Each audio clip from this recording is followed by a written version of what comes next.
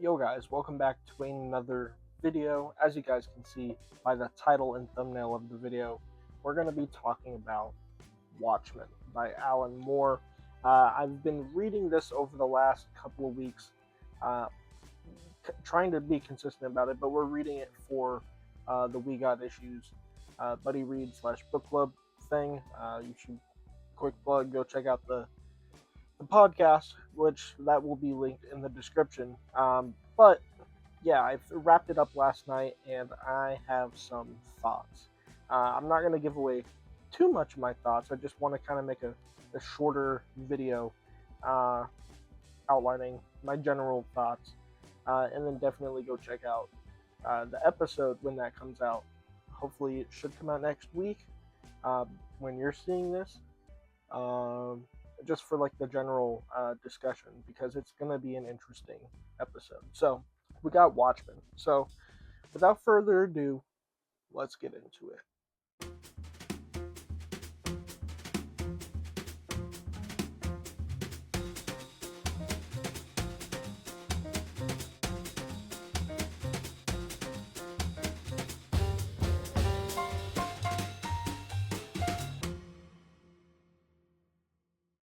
All right, so starting us off, we get into the book, and I'll be honest, the first few issues of the Watchmen are absolutely fantastic. It was quickly becoming one of my favorite reads, like in recent memory.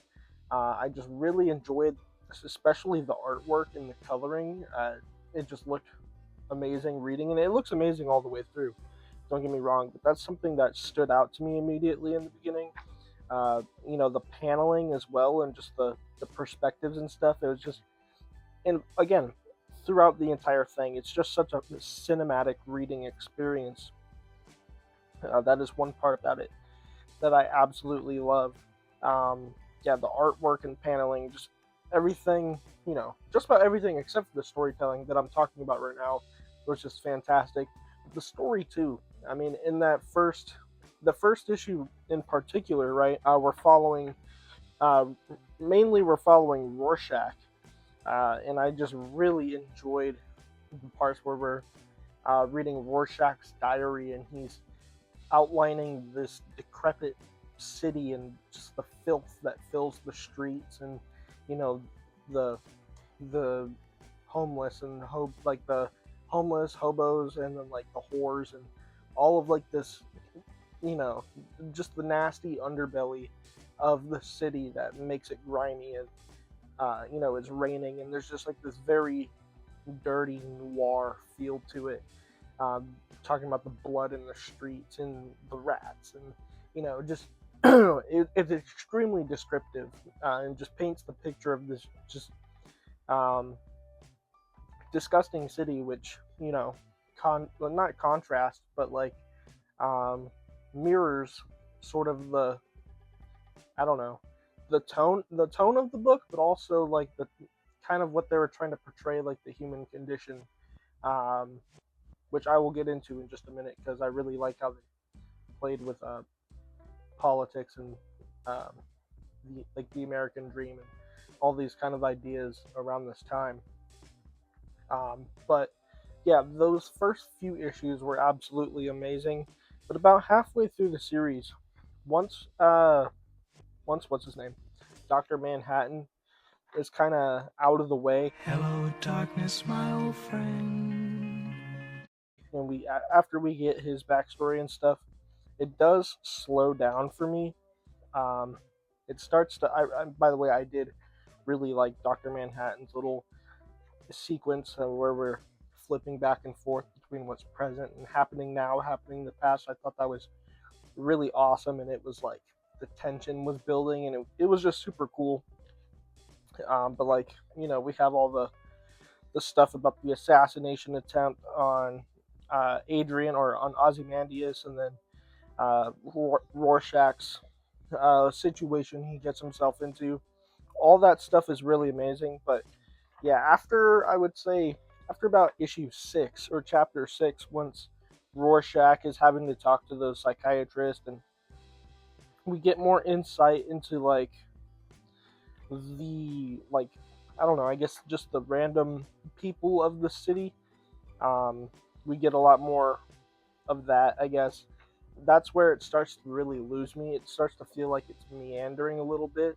And I understand why Alan Moore did this, right? Is we get a look into the thoughts and feelings of just the normal people, the fear, and it's really building this tone that it sets up of like this, um, like Cold War era fear of like nuclear apocalypse and Red Scare, like McCarthyism, like communism stuff, uh, which I also really enjoyed the parallels between like real American history and like this um, kind of dystopian alternate history that Alan Moore created.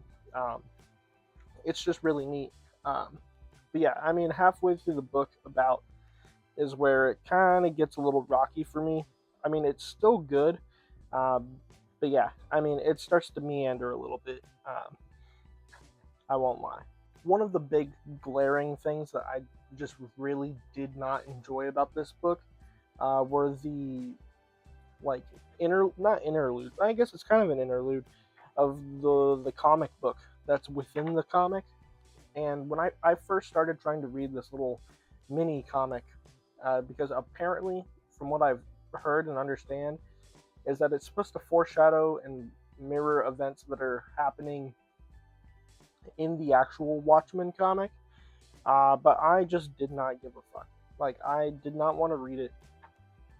I had no stake in it. I just didn't really care. I was only really invested in what was actually happening.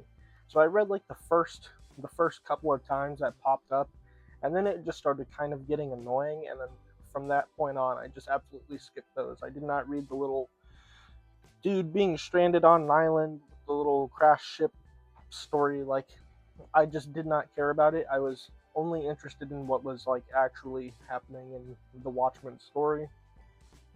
And then of course we get the dialogues between not mailman, but like the guy that runs like the newsstand, and he's talking to the pedestrians, and they're all talking about what's going on with the politics and the everything, which I mean is fine. I just think it was kind of overdone. I wasn't.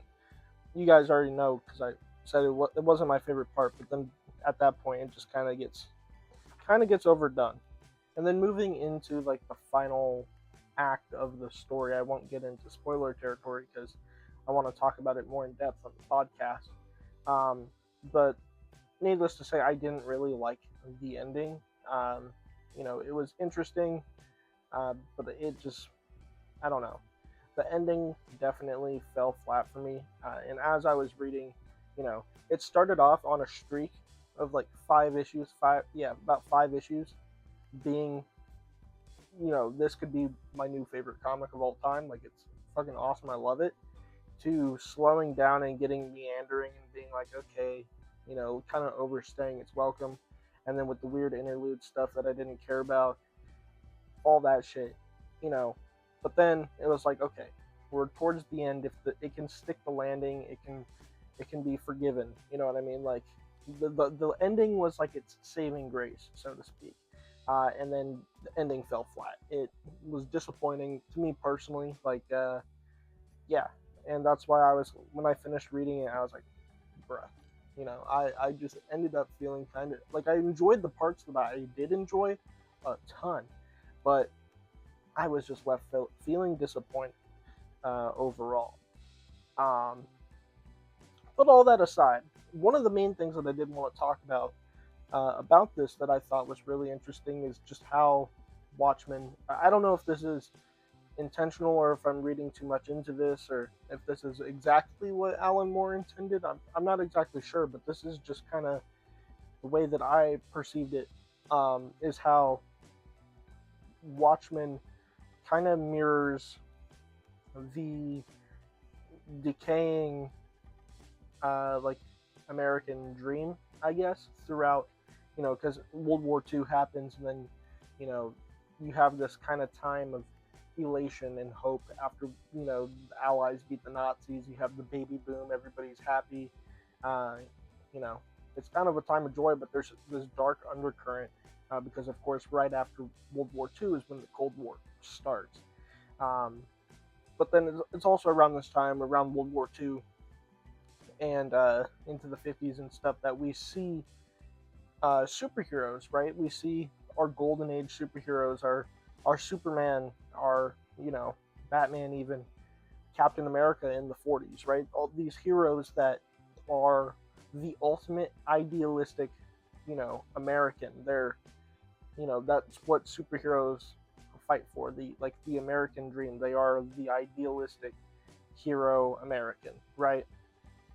But then uh, going in further in history into the 60s, there's a lot more kind of corruption in the American government that starts to show its face. And as technology improves, we start to get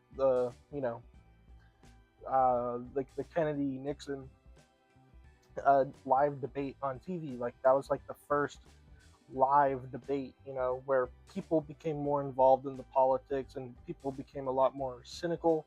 And then all because of like the Red Scare and the communism stuff around that time, people lost a lot of trust in the American government. And into the 60s, going into Vietnam, of course, a lot of the scandals around the Nixon administration, like Watergate and whatnot, and sending American troops into Cambodia, shit like that, right? There's a lot of cynicism that the American people had, and a lot of trust that was broken, and hope was at an all-time low.